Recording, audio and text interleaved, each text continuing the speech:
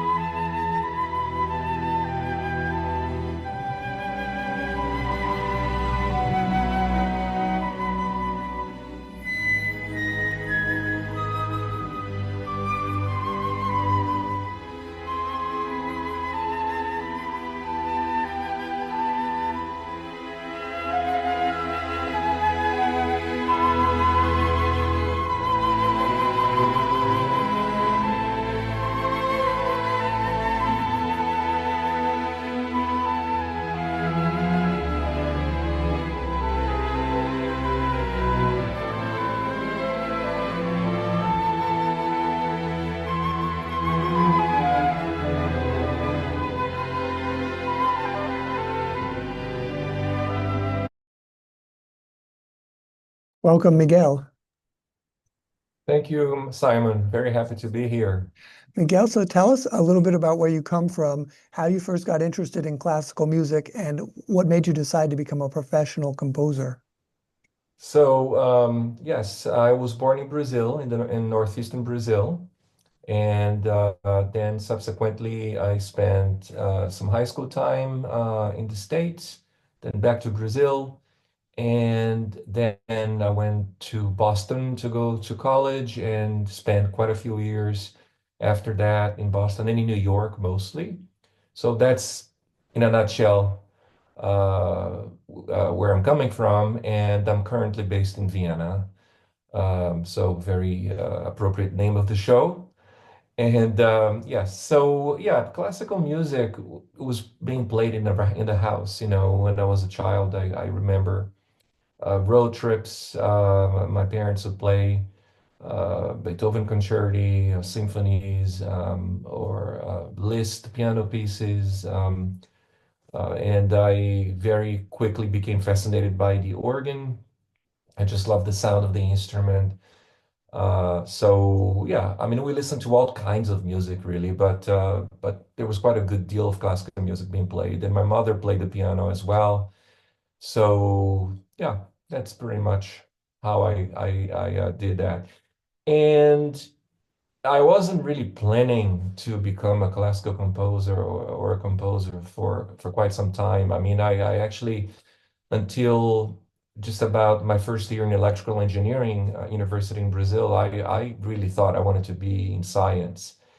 And I was experimenting as a kid at age 8, 9, with all kinds of very toxic substances that you could get.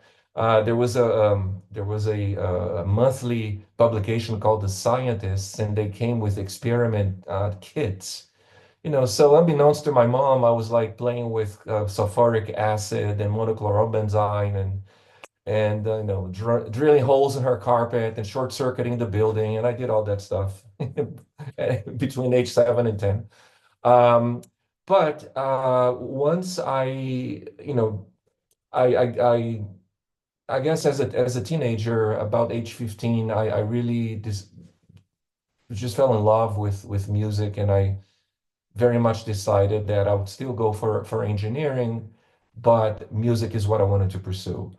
Now, classical composition specifically, that passion developed about when I was about to finish school at Berklee College of Music, and I was studying conducting with the Maestro Attilio Poto, who at Boston Conservatory, who had been Kusavitsky's assistant in Tanglewood, and he had also been under Toscanini. He played the clarinet with Toscanini, and Toscanini was his mentor. So at that point, also having studied composition there in Boston with Jerry Kachinskas, I then moved to New York, and I contacted Stanley Wolf, and I studied with him composition. And at that point, I felt that this is really something I wanted to do.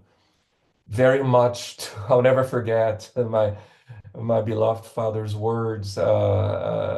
Composition, classical composition, really? Isn't that a bit of a fantasy? And of course, I mean, as a parent, I totally understand that, and he meant very well, and I totally, in fact, in many ways, might agree with that. But you got to pursue what you love and your dreams. So I decided that I wanted to pursue classical composition. I began to write works, including Amazonia. Even back then, I wrote Amazonia, the symphonic poem, when I was 21. And when I had just moved to New York. And I was like, okay, is this ever going to be played? Is anyone ever going to hear this? But I just wanted to do it, and I had to do it. And I would spend a lot of weekend nights in my little apartment, first in Astoria, Queens, then in Manhattan, like writing this stuff while friends were calling to go out and go to the clubs. And I just wanted to really do it. But about the same time, I mean, I was totally open and working with all kinds of music. I was playing. I founded a jazz ensemble for which I wrote a lot of music. I was doing a lot of studio work as a keyboardist that ranged from pop to house music, dance records, all kinds of stuff. So I would be playing a house music date, basically improvising on the piano on one chord. Wow. But those gigs were extremely well paid. So I'll be doing that, in an afternoon session, and then at night I'll be playing an organ and flute recital at a church, and that's how it evolved in New York back then. Wow. Let's have a listen to this Amazonia, the title track. Here it Thank is. you.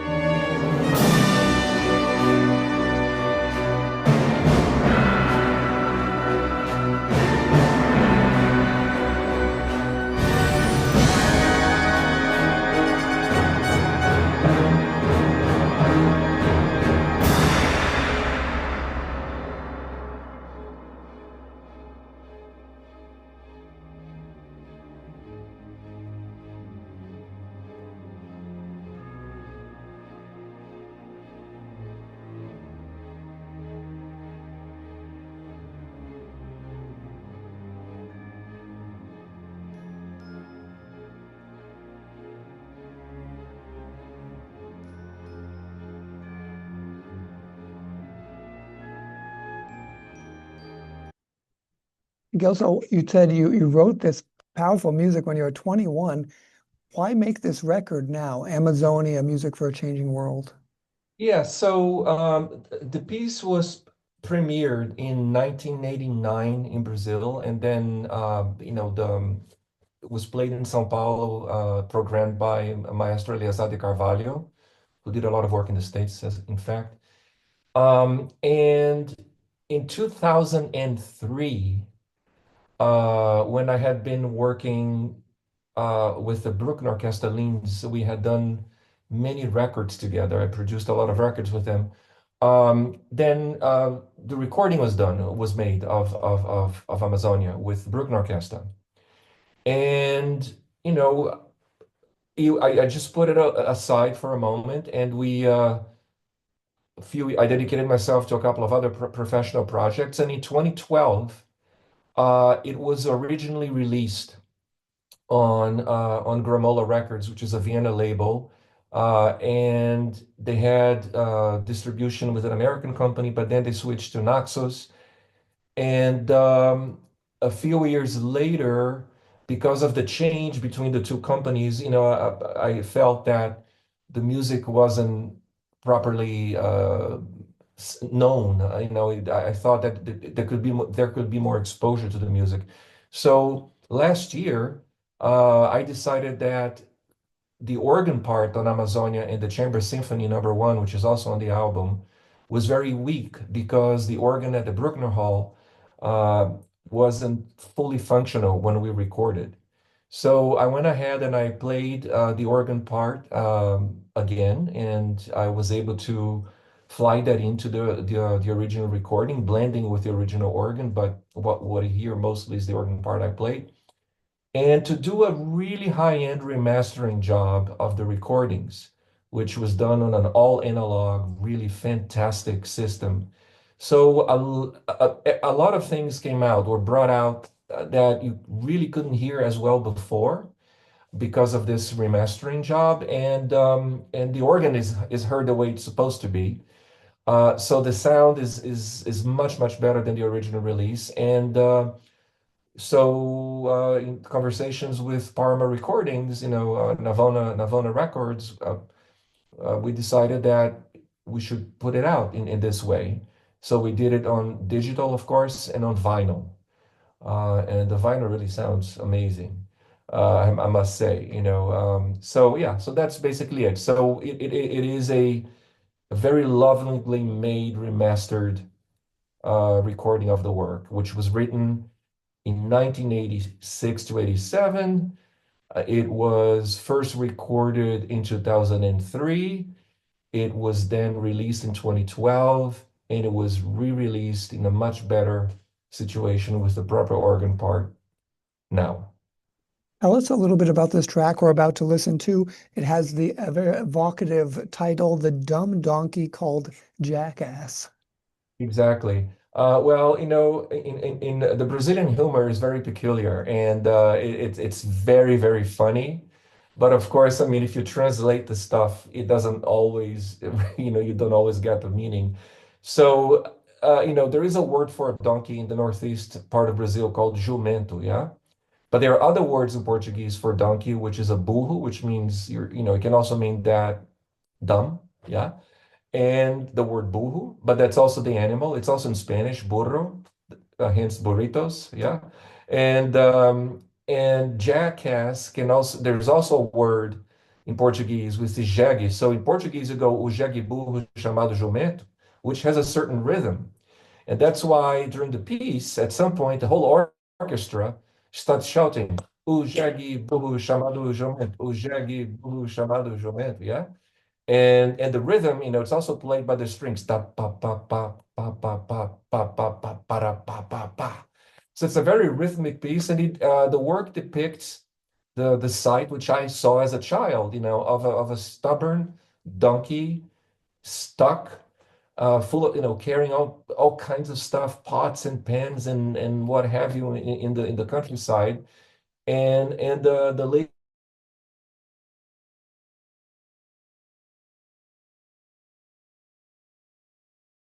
Miguel, are you there? I'm sorry. I think having an internet issue at the moment.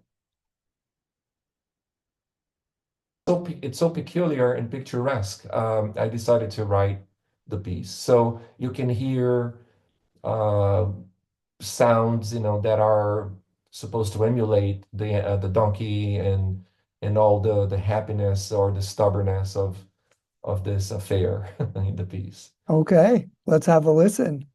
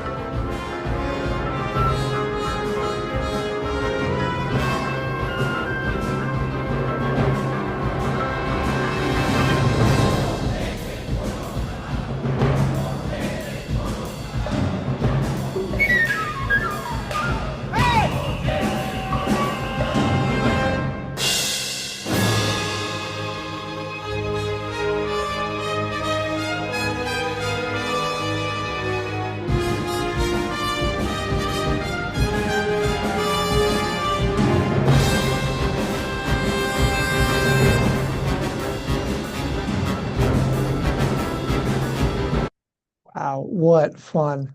So, Miguel, tell us what you look for in a musician. Clearly, you had the right musicians to do this. What's important when someone's Yeah. performing your music? Sure.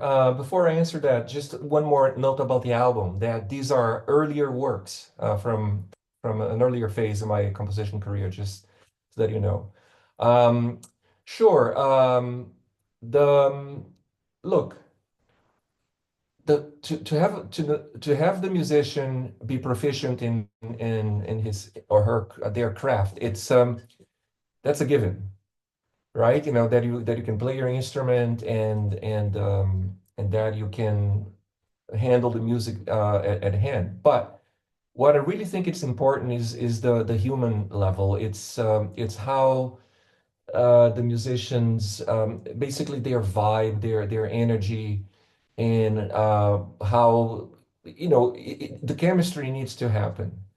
So what I look in a musician basically is it's the love, the fire for the music they're playing. It doesn't have to be my music, but it can be any music.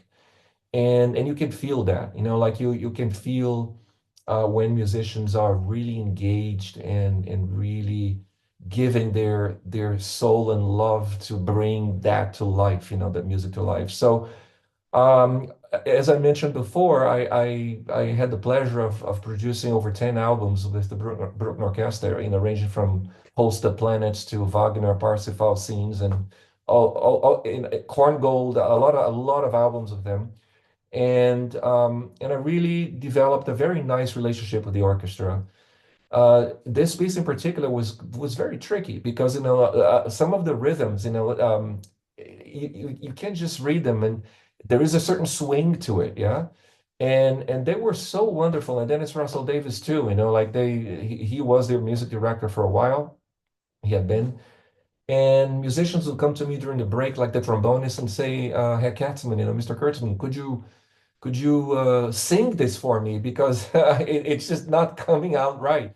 Yeah, and they were really willing to take the extra mile and do it. So I think that, of course, I mean the technique is important, but the human connection, in my opinion, is paramount, and that's how I'd like to work. Okay, let's listen to the end of the Amazonia piece.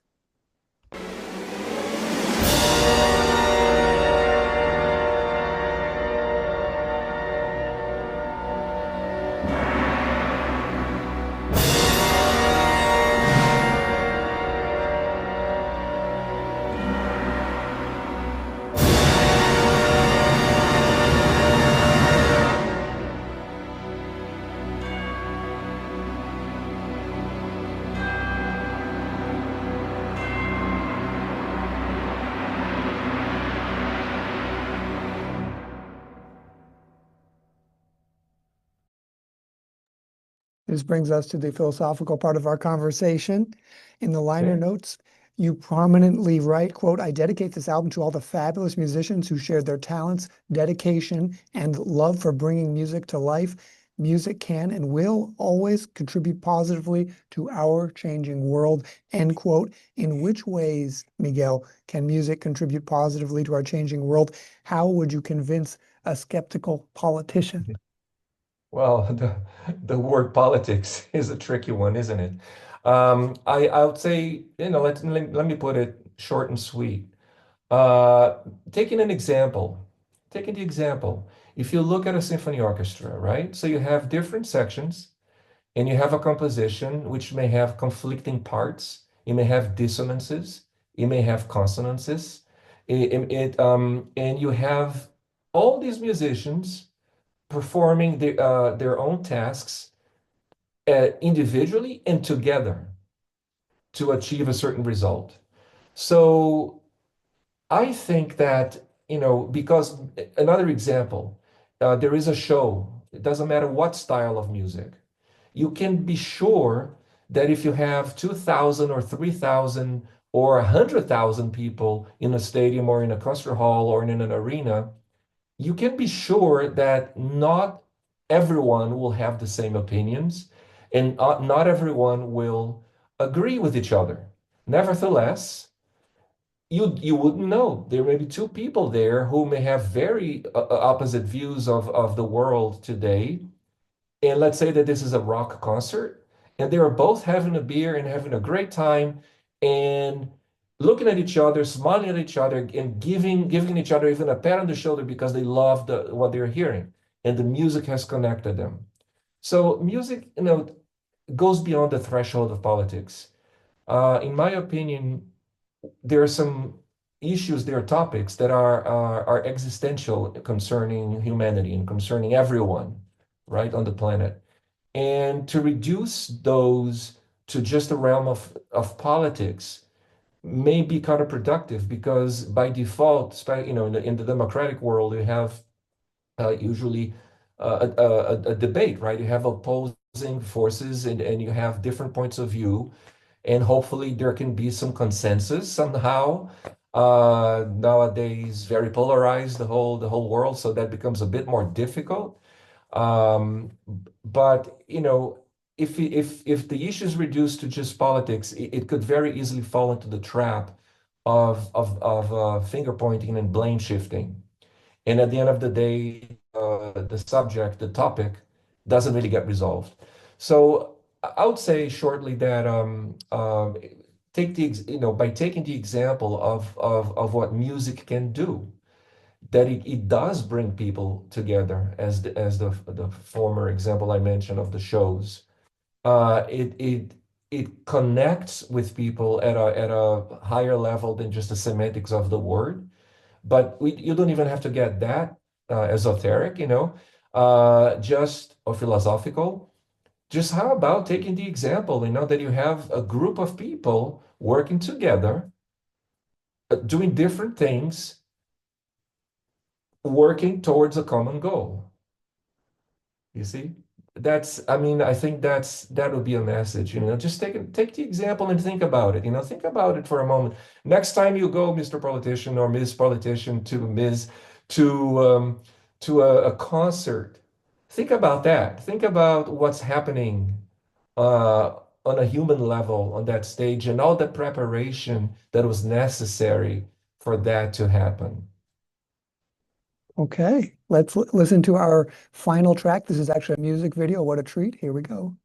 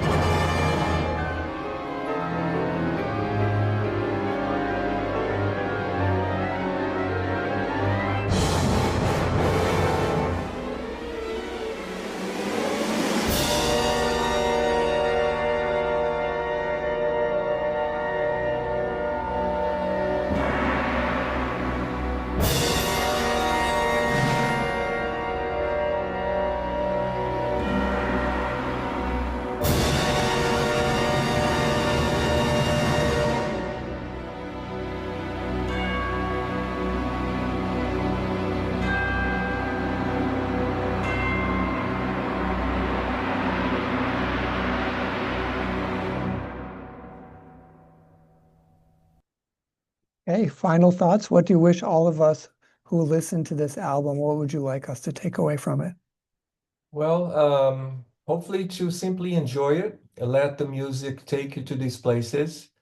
The tone poem Amazonia, as you can hear, there are those two textures, the brass with the percussion and the organ and the strings with the bassoons competing, one representing the misuse of the forest, the other representing nature. Hopefully a balance can be found and the piece ends unanswered, right? With the bell calls. I mean, that's the end of the tone poem. But yeah, I would just say to enjoy it, and hopefully the music will bring some pleasure and joy to those who listen to it. Let's see how we can buy the album. It's on Navona Records at navonarecords.com. Again, the name is Amazonia, Music for a Changing World. And so if you just go to navonarecords.com, I believe if you just write in Amazonia, it should come up. There it is right there. And you can purchase it. You can stream it or buy it, listen to it, get all the information about it. Again, that's navonarecords.com. And if you'd like to stay in touch with Miguel, his website is miguelkertsman.com. And Miguel, if people have any questions, they can reach out to you under contact. I'm sorry. Of course, yes, yes. Perfect. Yeah, Oh, absolutely. And I'd love to hear from them and from you. And sure, I get an email there and I'll promptly respond. fantastic. So that's miguelkertsman.com. vienna.com. Thank you so very much to Miguel Kertsman. Oh, thank you as well. It's a real pleasure, Simon, and thanks for the invitation. Much appreciated. And before we go, let's have a look at www.simeonmoro.com, where you can find all information about upcoming shows. I'd like to bring to your attention that we have a sponsorship campaign going on right now. For $5 a month, you will receive one Vienna Live Celebrates 5 Years mug. And for $10 monthly, you receive one Vienna Live Celebrates 5 Years mug and one Vienna Live City Tote Bag. There is also the option to do a custom sponsorship. There is no minimum. Just go over to one-time payment custom, click on sponsor. All sponsorships allow Vienna Live to operate as a free classical music public service. Again, all information about upcoming shows is available at www.simeonmoro.com. Once again, thank you so very much to Miguel Kertsman. Thank you to Vienna Live's corporate and individual sponsors. Your ongoing support allows Vienna Live to continue to operate as a free music public service. Thanks to my cousin Mike, a marketer from Layer App. If you're an architect or an engineer, they have a really cool tool you should check out. Most of all, thanks to you, our participants who make it all worthwhile. From Vienna Live, from Vienna, Austria, and Washington, D.C., goodbye. And see you on Wednesday in 2 weeks, January 28th.